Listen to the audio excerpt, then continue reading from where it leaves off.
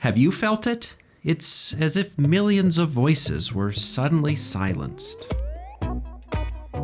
Well, it's the end of the year, which means it's the end of the semester, which means that I've been up to my ears in writing assignments for the last few weeks. And usually, working through a stack of final projects means seeing students' work throughout the semester come together into an interesting project that's all their own. And I guess this is true for all teachers, but I can say that it's definitely true for writing teachers. That little song and dance that we do in the classroom is really just a tiny fraction of the work of teaching. The rest of that iceberg happens when I'm reading and responding to papers and projects.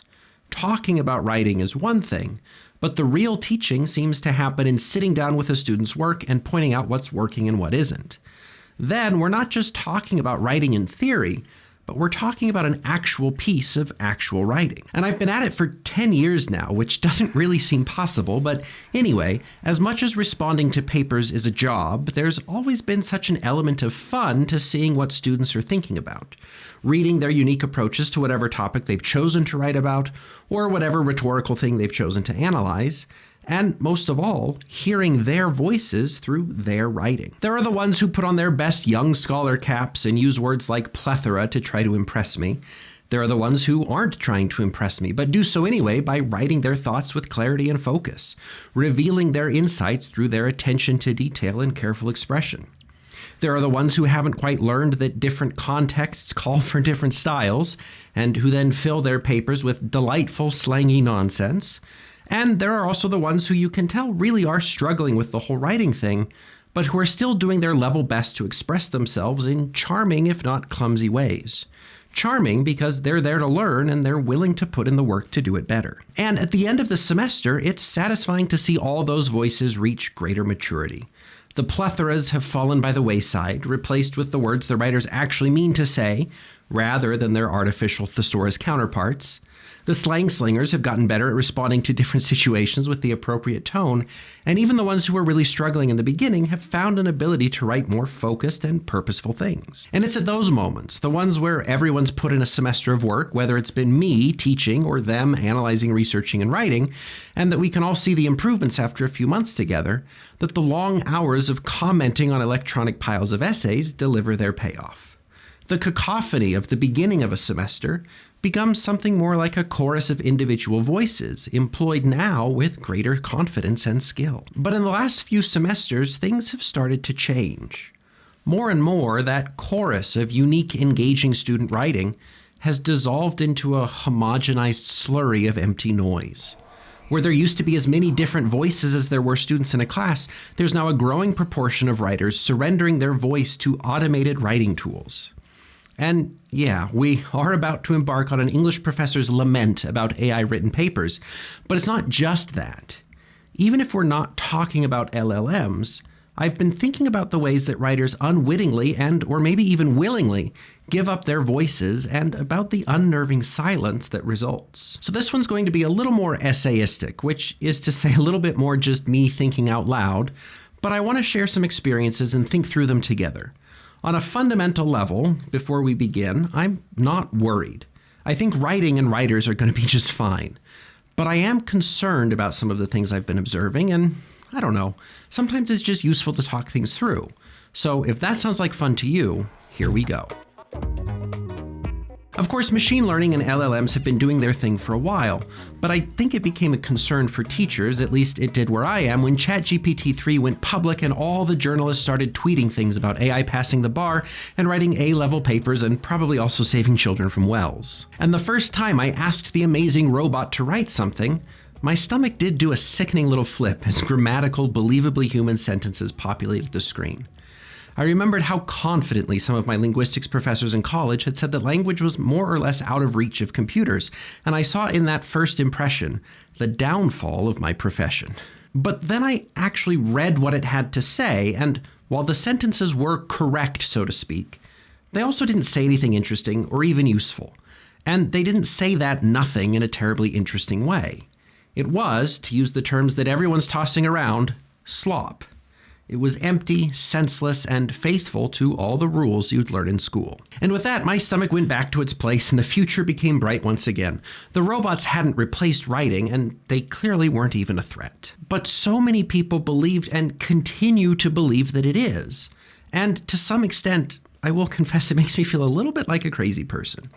I can see that AI writing is clearly, nakedly, obviously good for nothing. The folks at OpenAI unambiguously stated that GPT-4 couldn't even pass a writing test for high schoolers. But I heard whispers from across campus that people thought the English department was done. I heard other professors say that they were fully supportive of students using AI to fix their papers. And we all continue to see online discourse about using AI to optimize emails or write novels or do any number of things that it's woefully unable to do. And with all due respect to colleagues closer to home, I've even heard English professors opine about giving up on assignments like rhetorical analysis because AI has become such a problem. But then I've yet to see it convincing anything come out of AI. It can't do rhetorical analysis, at least nothing like the kind of rhetorical analysis I expect from students, not when it thrives so much on generalizations and jargon without meaning. So in those long ago early days, I mostly saw AI papers as a personal slight. And we'll get into that more later, so I wrote out some ego-protecting syllabus policies. Any amount of AI will result in a 0 because it's a waste of everyone's time. It was a 0 with a chance to try again, but a 0 nonetheless. But as time goes on and as AI models inch their logarithmic way up those exponential curves, my approach is changing. AI written papers continue to fail, but not on the technicality that they're written by AI. They fail on the practical reality that they just don't do what I'm asking students to do. More often than not, AI written papers miss the whole point of the assignment. When I ask for an analysis of a rhetorical artifact, maybe something like a Coca-Cola ad, I get a 3-page cloud of abstractions extolling the wonders of King Tut's tomb, which is, of course, the wrong kind of artifact. And even where the AI does get the task, it still can't do it. AI-written papers fail the assignment because they fail the assignment, not because they're written by AI. Well, it is because it's written by AI, because AI can't do the thing, but it's not because it's AI. You know what I mean? Anyway, instead of failing AI papers by default, my approach has been to show AI offenders why and how the AI writing falls short. I want to show them that AI isn't the friend or ace up the sleeve that they think it is. It's not that it's AI, it's that it's bad, empty writing, and you could have done better yourself, and easily. And to be clear, AI usage remains in the minority. But I do still regularly feel like I'm the one detached from reality, hearing so much hype about AI and so much pessimism about its consequences for the teaching and practice of writing. So I feel like I'm experiencing a different reality from everyone else. But it's just that AI writing is so bad that it's basically worthless. I really don't understand the worry. Thankfully, for every student who tries to burp out an AI draft for a grade, there are at least a couple who see it for the gassy nonsense that it really is. Sometimes revising your own work is hard because you have an emotional attachment to that unnecessary paragraph that you labored over for an hour, or that unhelpful sentence that you thought was awfully clever. So to help illustrate the process, I gave my creative writing class some of the AI's finest literary achievements to revise. Their scorn was swift, decisive, and unsparing. They were quick to point out the abstractions, generalizations, and pet phrases of the AI. They noticed the lack of coherent plots, the failure to produce insight, the willingness to make associative leaps that lacked any kind of rhyme or reason, the inconsistency of form. It really helps to critique a robot because you don't have to worry about hurting anyone's feelings. So of course they tore it to shreds. But they were also kind of identifying issues that I had been pointing out in their writing all semester. This was a lesson about revision, after all, not about AI. But with the AI writing, they could see what I see, that AI writing is just bad writing. Well, sure, I can hear the apologists saying, the first draft is never good. You have to do some delicate prompt engineering to get what you really want. So in a rhetoric class, we posed a tricky rhetorical situation to the latest and greatest of the robots. We imagined ourselves in a trio of friends. We want to be friends with person A, but not person B. So we need to figure out how to send a text message to person B telling them to get lost without damaging our relationship with person A. To that prompt, the AI drafted a message that was totally off-putting. It was way too insensitive, too formal, too demanding. My students said as much, so we typed in our feedback and asked for another attempt. And it came back with something that was too flip, too unserious, too casual. So we sent it again back to the drawing board. Again and again, it kept failing. And these weren't near misses, they were abject failures. It kept repeating itself despite our insistent feedback. It oscillated between extremes, it overcorrected, and all the while it remained too detached from the actual situation. Its talk of boundaries and "I hope you understand" sounded more like a parody of a social media therapist than like a genuine solution to our rhetorical problem. It was a lesson about the tricky nuances of interpersonal rhetoric, not a lesson about the inadequacy of AI, but about a half hour into our fruitless attempt to wrangle the robot into writing something usable. The class collectively threw up their arms in frustration and said, "Ugh, we'd just be better off doing this ourselves." And of course, you would be, because it's just not up to the task. These paper writing artificial intelligences are still so new that most people, and I'll be the first to stand in line, don't really know anything at all about them. But I think one of my biggest frustrations in the many conversations I've had about AI in educational settings is that people tend to talk about what they think they are instead of what they actually are. And so we end up with a lot of magical thinking and a lot of existential hand-wringing over an imaginary version of what, at least as far as I can tell, is just a glorified predictive text generator, right? I mean, you've got a repository of texts that become training data for the model, and then it learns to generate statistically probable texts one word at a time based on prompts. And that's maybe a gross oversimplification, but it'll get us where we're going. What you end up with is a machine that can create texts that are largely error-free, at least in terms of spelling and grammar, and that adhere to the genre conventions you might expect for a given text. And that would be bad news for writing teachers if we still lived in a world before the 1960s. See, back then, writing teachers got out their red pens and asked students to write expository papers and narrative papers and persuasive papers, and then they marked paragraphs awk for awkward, scratched out run-on sentences, and complained loudly in the margins about dangling modifiers.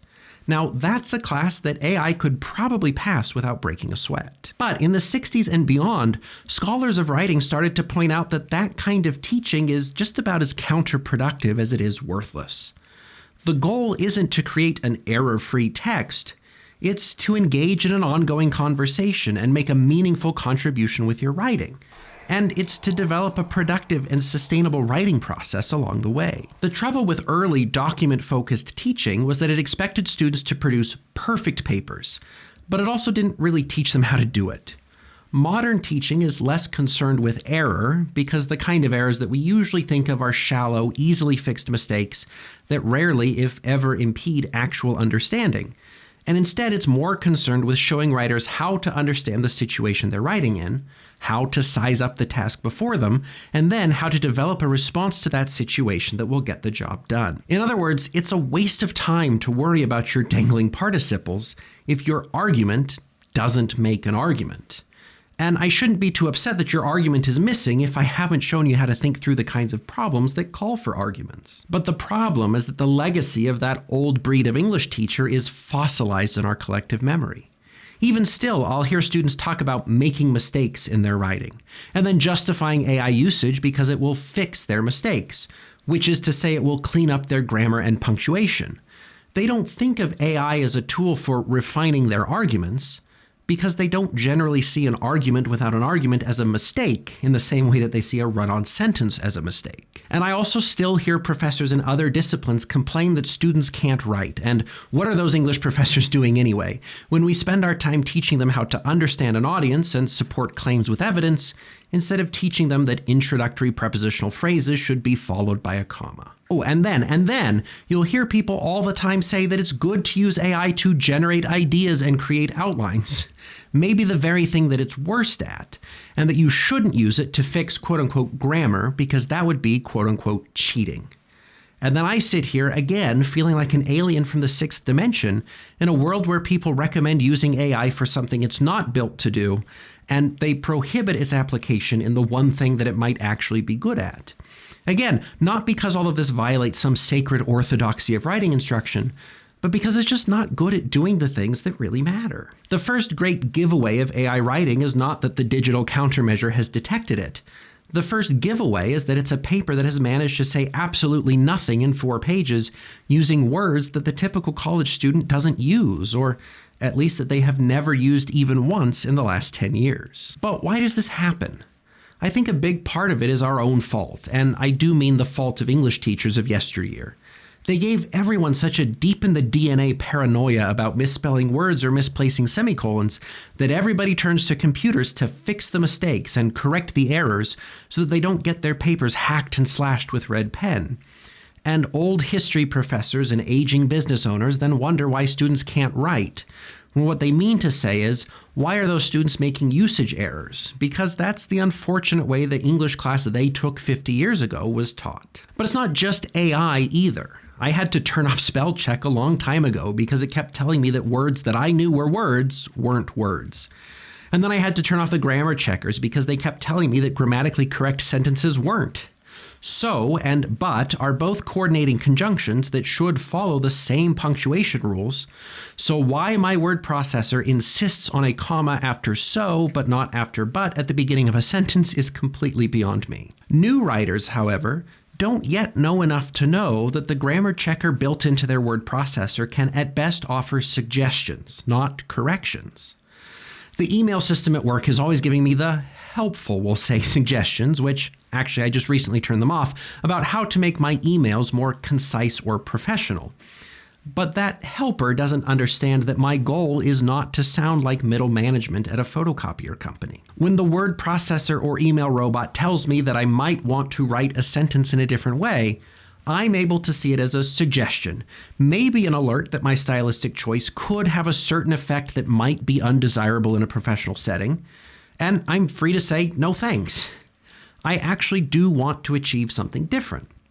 Like, I don't know, maybe something like sounding like a human being with a soul instead of a functionary. But if you think that English professors and writing are all about avoiding errors, and you think that a grammar checker is offering a correction rather than a suggestion, you're going to accept its suggestions uncritically.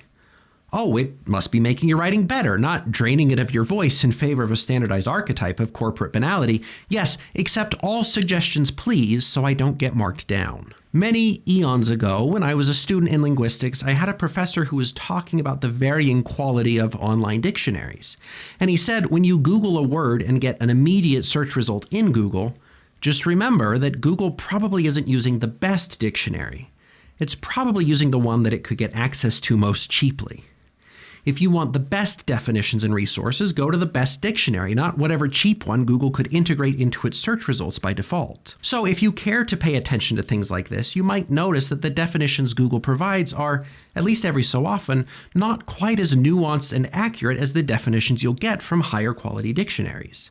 And it probably doesn't really matter for most people, but it is a reminder that the web developers aren't motivated by the most accurate definitions, but by the cheapest ones. And in all fairness, they may not even know that it makes a difference. In other words, we should treat writing tools from spell check to generative AI with some skepticism and not just assume that it's fixing anything at all. The best these tools can really do is offer suggestions, not corrections. And of course, that's all assuming that it's been programmed by a person who knows their stuff. If someone knows what they're doing and they want to use AI to save time, well, I'd still remain skeptical that it could actually save them time in the things that matter, just like my students found out when we were trying to get it to write that functional text message. But I don't object to it in theory.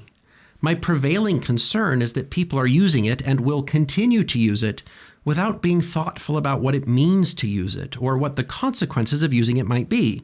It may very well give you a document with an error-free surface, but that's about all it can do.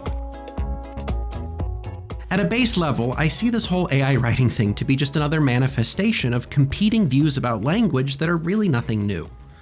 On one side, we have people who view language as a way to encode information and move it from one place to another. When I say chair, the purpose is to move encoded information about a particular object from my brain to yours. Under this view, language works best when each word unambiguously refers to one thing or concept. This is a view that friend of the show Kenneth Burke calls the semantic ideal. Words point to things, and words work best when they're cleansed of ambiguities, emotions, or other complicating factors. And for the scholar Richard Lanham, this approach to language is associated with scientists, philosophers, and literary critics. It's a serious worldview that sees language as a tool for communicating facts clearly and sincerely. And under this view, I see the argument that AI writing is just as serviceable as human writing. If the words are there and the meaning is there, what does it matter? Whether it came from a human or from a machine is immaterial. Words are stand-ins for concepts, and AI is perfectly capable of generating the words that point plainly to intended concepts. Job done. But the other view is one that sees language not as a way to encode information, but as a medium of expression. Burke associates this with the poetic ideal, which doesn't aim to cut away emotions and ambiguities, but to heap them up, to build meaning through the accumulation of sense. And for Lanham, this approach to language is associated with poets and rhetoricians. The role of language then is not to transmit information, but to communicate the various roles, identities, and personas that we perform all the time. Language, from this perspective, isn't just about what the words mean. It's about what those words reveal about the person using them and about how we reveal ourselves through the words we choose. And under that view, I don't think it really matters how advanced AI gets. Should the day ever come that it can write competently, it will still fail to connect us with a human. It will still fail, in other words, to fulfill a legitimate rhetorical role because it isn't rhetorical at all. It's just a product of linguistic probability. And to someone persuaded by the first view of language, it's irrelevant to be concerned about whether or not there's a human on the other end of AI writing. Information is information and language is language. But to someone persuaded by the second view, this is an insurmountable hurdle. AI can't assess a rhetorical situation. It can't get to know an audience. It can't think critically about the complexities of rhetorical constraints or the nuances of personal ethos. For strict rationalists, the human element of language and writing is probably beside the point, and I'm probably not going to convince them otherwise. They'll just keep doing what they're doing, but they also have a way of making the rhetorically minded among us feel like anything other than a strict rationalist view is flawed, if not outright stupid. More than anything, what I want to do is point out that there is a long history of thought and scholarship on the side of the rhetorical worldview, on the side that humanity matters and matters a great deal. The rationalists like to assert their position with the authority of cosmic truth, but the rhetorical worldview is still just as energetic as it was when Aristotle was pushing back on Plato's denigration of rhetoric. We have favorite authors, favorite actors, favorite teachers, favorite content creators, and it's not because of the information they provide, but because of who they are and because of what we learn about them through their performance of their identity. If information were all that mattered, we wouldn't need the hundreds of science channels that are out there. But different science communicators have different personalities that resonate with different audiences. It can't just be about facts and information. So as long as students continue to care about the personalities of their teachers, AI can't replace those teachers, even if it does get over its little hallucination problem, because teaching and informing are not the same task, and automated streams of information do not constitute an education. At least in the last couple of years, I've taught students who came from high school with a lot of experience working in Google Docs. And when I say a lot of experience, I mean things like page breaks and hanging indents are total revelations to them when I mention them. But they are very good at writing in web templates for MLA papers. Not too long ago, I pointed out to a student that their paper wasn't formatted correctly. And now we could go on a whole tangent about how silly a lot of formatting rules are, but we won't today. Anyway, I mentioned that the student needed to fix those issues in their paper. Their response was that they shouldn't be held responsible for errors in a Google Docs template that they chose to use. So, of course, I had to be the charmless teacher who explained that using the template was their own choice, and that by putting their name on that template, the template's errors became their errors. Well, wait, I thought English professors didn't care about errors. Oh, my dear friend, there were much weightier issues in that paper, but the student only wanted to talk about the minor formatting thing that I had pointed out, because students are conditioned to think in terms of errors and not their rhetorical purpose. Please, let's not mistake a single illustrative example for an entire argument. Anyway, the point is that this student thought that the template was responsible for the mistake, and not that they were responsible for using an inaccurate template.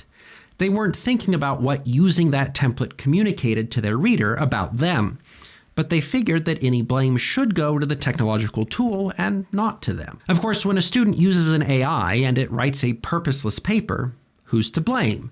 The inadequate LLM or the student who decided to use an inadequate LLM for a task beyond its reach? But honestly, it's not even the assignments that bother me. AI use doesn't seem to be much different in practice from any of the other variations of dodging the assignment that students have used since long before the LLMs learned to speak. No, really what disappoints me the most are the AI-written emails that I get. And we've done a whole video on this, so I won't belabor the point, but I know that my students aren't the people that AI makes them out to be. So it's disappointing that they put up a robotic facade when they interact with me, instead of just communicating human to human. Student emails written by AI sound like they're being written to a tyrant, and they're full of exaggerated deference. And besides that, they're so disingenuous. I can assure you, they say, that I am committed to success in your class. First of all, that's probably not true, and it's not how you'd say it even if you had to say it. The perennial pet peeve of the teacher is the email that asks if I missed anything important today. But honestly, I'd take that over the artificial grandstanding that AI is injecting into my inbox. And I'm not mad about it, I'm just disappointed. First of all, it's disappointing that in some cases, and I'll point out still very much the minority of cases, but in some cases, I'm not interacting with students, but with a robot's outlandish caricature of a student. You know, you do the thing, you try to be approachable, you work toward an easy rapport with your class, and the payoff is that you get emails that address you with all the timidity and inflated diction that was afforded to Renaissance royalty. More than that, though, it's just disappointing that students are missing the chance to control how they represent themselves. I suppose it's not a student's fault that they sent an email that was fully inappropriate for a professor in 2024, but they did choose to flee to an AI instead of taking on the human challenge of addressing another human. And as a result, they ended up hurting rather than helping their own credibility. Oh, get over it, you might say. They're just doing their best. Well, that might be true, except they aren't. They're giving up their voice to a robot that's doing its ventriloquist best to undermine them. They're uncritically using a tool in a counterproductive way. Most of all, AI emails are disappointing because they diffuse the whole human point and put students in a position to cede their voice and self-representation to a tool that doesn't know anything about the situation they're in. It's one thing to let an AI make you look silly in a private email to a professor who can at least understand what happened and why. But it's another thing entirely to get in the habit of thoughtlessly using a tool that will undermine you in situations with much higher stakes. Don't opt out. Dive in and maintain control over how you present yourself to others. You might think a bad reaction on your reader's part is AI's fault, but they're going to see it as your fault. And if it's insecurity driving you, that's totally normal. I don't know a writer who isn't gripped by at least some degree of self-doubt. But you'll never get better without practice. And remember, AI struggles to pass high school writing tests, not because it makes grammar mistakes, but because it consistently misses the bigger point. You can do better. You can do way better, and it wouldn't even take that much. Believe that your own voice has value and that it's worth cultivating. AI might be able to approximate your intended meaning, but it can't replace you. The rise of papers written with technological assistance, whether it's robust grammar tools, and you know the one I mean, or AI, it all means a loss of voice, a diminishing of the individuality that used to be commonplace in writing classrooms.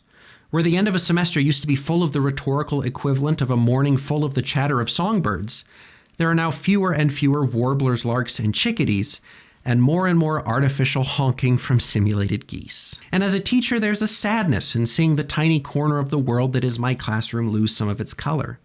It's just less fun to read papers that all sound the same and don't really say anything either.